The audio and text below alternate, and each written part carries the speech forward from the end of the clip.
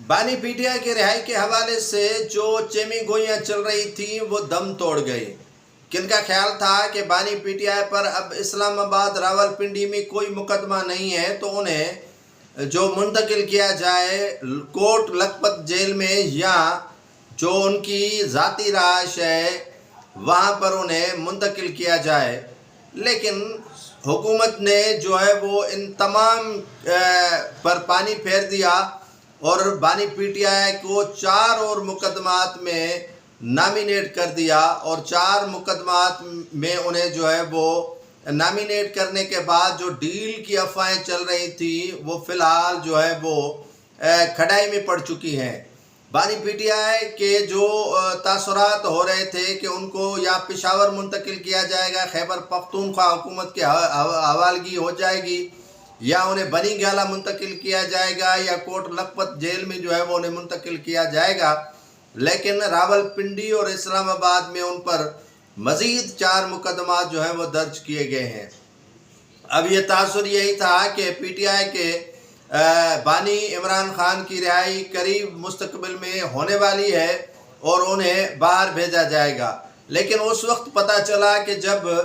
عمران خان کی بیوی بشرا نے ایک ویڈیو پیغام جاری کیا جس میں جو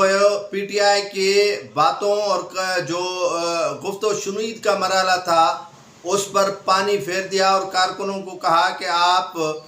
24 نومبر کو دھرنے میں شرکت کریں، اور عمران خان جب ننگے پاؤں مدینہ منورہ کی زیارت پر آئے تھے تو وہاں کے حکمرانوں نے سابق آرمی چیف قمر جاوید باجوہ کو کہا تھا کہ کس بندے کو لے کر آئے ہو، ہم یہاں اسلامی ریاست سے جان چھڑا رہے ہیں سعودی عرب میں، اور یہ بندہ اسلامی ریاست بنانے کی کوشش کر رہا تھا۔ یعنی بشرا بی بی نے جو ہے وہ مسلم لیگ نون کے لیے سمجھ لیں کہ بڑی مددگار ثابت ہوئی، اور مسلم لیگ نون چاہ رہی تھی کہ پی ٹی آئی کہیں نہ کہیں سے غلطان کرے جس کا جو سزا ہے یا وہ چیزیں بھگتنے کے لیے تیار ہو جائیں۔ تو مسلم لیگ نون میں کل سے جشن کا سماں ہے اور سعودی عرب کا بھی رد عمل آنا